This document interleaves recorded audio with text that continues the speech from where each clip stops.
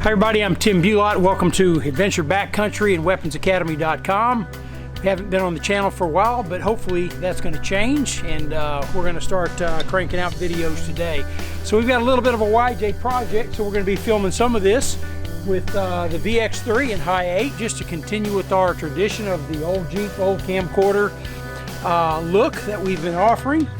We're going to do something today a little bit different. We're actually going to lower our Jeep. Now, why would we lower the Jeep? Okay, well, we're having a little bit of issue with the pinion angle, and it's causing some automatic transmission fluid to leak out of our transfer case on the rear output side because the angle's off just a little bit. We've tried replacing the seals, we've resealed the transfer case, had some other leaks to fix anyway, and so we've got those things all taken care of, but we're still getting just a slow drip when we're moving, and it's throwing that transmission fluid onto the muffler there, and I just don't like that. So what I'm going to do is reinstall the factory shackles, okay? And this should lower the vehicle about an inch or so. I'll show you the difference here. And if that stops the leak, then that's going to let me know that problem solved, and my next step is going to be to get a transmission lowering kit and just lower the transmission in the transfer case a little bit, and then reinstall my lift shackles back on there again. But for right now, today, this should be simple. Should just be 8 bolts for the front and the rear, and we're going to reinstall the factory shackles on our 1993 YJ to lower it about 1 to 1.5 inches and see if that helps with the pinion angle. Okay, so we have these lift shackles on the front and the rear, and you can see, you know, that's a pretty good size shackle there, and this is what we're going to replace it with, the factory, and that right there should show you the amount of difference that we're going to get. So we're looking at, you know, about 1.5 inches, so we'll see if that 1.5 inch lowering will help with that pinion angle, at least for right now, just temporarily, and then from there we can make a decision on lowering the transfer case. Okay, so here's a before shot, just so we can get kind of a look at the lift. You see it's got nice clearance there, and we'll see how it looks afterwards.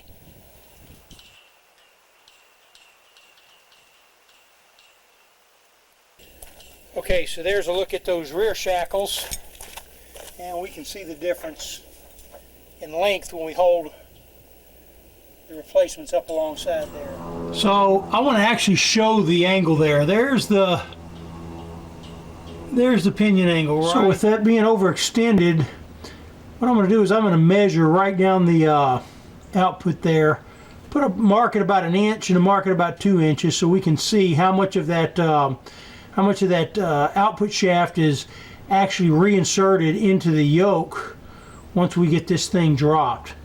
But you can see where it's throwing oil onto my muffler right there, and you know, I don't know what the flash point is of transmission fluid, but it smells bad, and I don't want to take a chance. I want to get that fixed and so forth. So let's get that marked and let's go to work.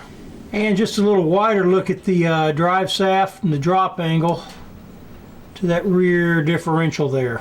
Okay, so that's pretty extreme. So that's going to be the cheapest option for right now, and we can reconsider that transmission drop. Alright, so there's our reference point right there. You can barely see it, but that black dot, that's 1 inch. Okay, and you can see where the worn part of the shaft is. So we are going to go ahead and get to work, and we'll see how much that decreases, alright, after we're done. See if that helps with pinion angle just a little bit. Alright, first up, I got 3 19mm bolts. Okay, I'm going to lift the frame a little bit just to take some pressure off of it. Just take those right out. 19mm. That one's broke. This is just a tensioner here. I'll go ahead and loosen that a little bit.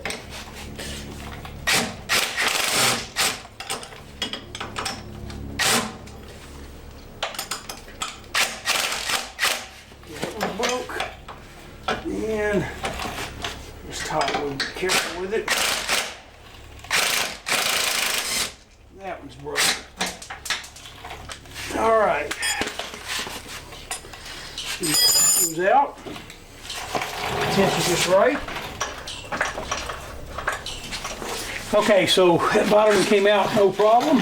So this is loose now. You just got to work that top one out. And there it goes. Okay, so there's the shackle.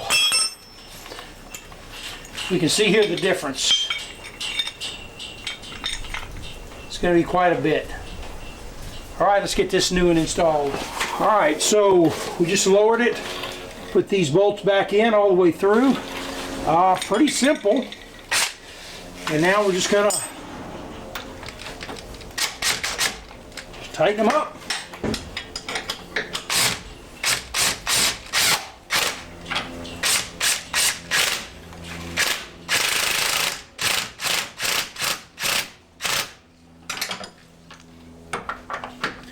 We'll check the torque specs on these.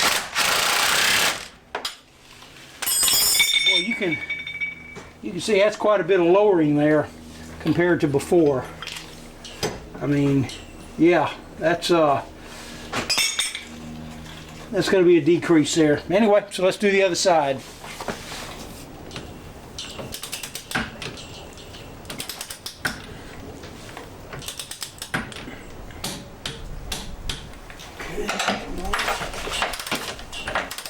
We're using a 40-pound torque spec here.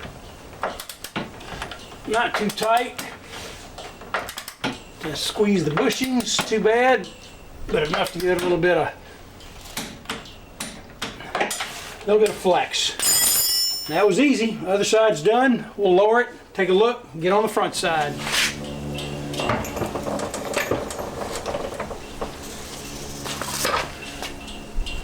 Okay, let's see what that does. Definitely a little lower, not much. Didn't make a difference though. Okay, so the front end is basically the same. I just raise it up with the jack, as you can see there, just to take the pressure, take the weight off the shackles, take those bolts out, and then I install the new shackles, lower it to the leaf spring to the correct height using the jack, and torque them down, tighten them down, and that's pretty much it. So just to save the time, I'm gonna just go ahead and do that and come back at you when I've already got them done. Okay, so we got that done. Yes, I can see that it is sitting a little bit lower. I kind of lost my dot on my pinion angle there. It did take some up, but honestly not as much as I thought it would. Okay, it looks like it took up about 1/4 of an inch, and that's all. So we'll have to drive it and see how it holds up, but it did lower it a little bit. All right, this is going to conclude this this edition of Old Jeep, Old Camcorder.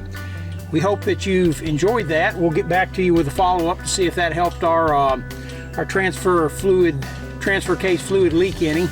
Like I said, it looks like it made about 1/4, maybe a 1/2 inch difference, and it's not much. I thought it would bring it in just a little bit more, but we will see. Okay. So anyway, again, portions of this have been filmed in high 8. Working with tape-based format from back in the 90s it's been one of the great pleasures of my life, actually. I think there's a lot of creativity involved in that, and with